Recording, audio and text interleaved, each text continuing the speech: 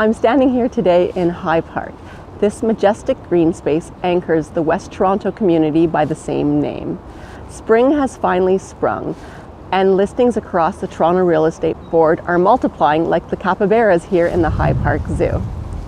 However, there's more to this story. Welcome to my Toronto real estate market update for this past month of March. A prominent headline in the news this month is that new listings were up 15.2%. In a previous market update, I mentioned that my focus is on the City of Toronto only and not the entire Toronto Real Estate Board. In the actual City of Toronto, new listings were only up 3.8%, which is not nearly enough to keep up with the accumulating demand. More locally, in Treb District W1, which includes High Park and the surrounding neighborhoods, new listings were actually flat this year over last. A thunderstorm swept through, so we have relocated to the duck pond.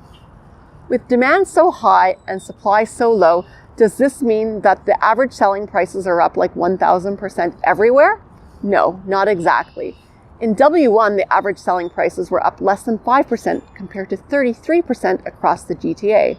Why such a difference? Well, while some Toronto neighborhoods are experiencing vastly different rates of appreciation, in this case the numbers were skewed by fewer magazine quality detached homes being sold this year versus last. If we were comparing apples to apples, you would see sizable increases, but it takes some digging and first-hand knowledge of this market to reconcile the higher level stats with what's really happening on a hyper-local basis. Looking beyond High Park, here are some key numbers for the entire city.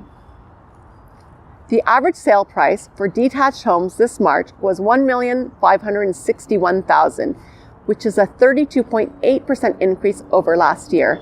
The average sale price for semi-detached homes was $1,089,000, up 33.3% over last year, while the average price for condo townhouses was $661,000, up 22% over last year. Condo apartments were at an average of $550,000, which is a 32% gain over last year. Spring is typically the time of year when the number of new listings dramatically increases, creating more options for the many buyers who have become incredibly frustrated in recent months. We may also see signs of government action in an attempt to cool the market. The most talked about remedies are a foreign buyer tax, a vacancy tax, and the fast tracking of development even into the Greenbelt. Unfortunately, it is not likely that any of these remedies will offer a short-term solution. Since the implementation of the foreign buyer tax in Vancouver, prices have continued to increase, and while the number of sales lagged for a little while, even those are now on the rise again. A vacancy tax may help to bring more unoccupied and Airbnb condos to the resale and rental markets. However, such a tax would take a long time to implement, is difficult to police, and would do little to help the supply of houses. As for accelerating development, this too is a long-term solution that will take years before impacting the supply of available homes. So, what is the answer? There isn't anything obvious, and the best solution may in fact be to allow market forces to play out. The current rate of price increase is unsustainable, as Torontonians do not have the income to keep up. However, if the government feels compelled to take short-term action, they could look at what has helped in Hong Kong. In Hong Kong, a short-term speculation tax has quelled some of the demand, which is least beneficial to the economy. Speculation pushes up prices while interfering with the actual need for roofs over people's heads.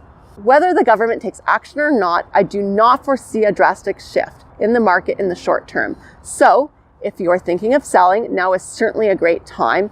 And if you've been putting off buying, I would be happy to sit down with you for a consultation to discuss strategies for buying smart in this market. You can call or text me at 416-357-1059 or connect with me through RebeccaLang.ca. Thank you for watching and have a great month of April. Until next time, I'm Rebecca Lang, Toronto Real Estate Broker.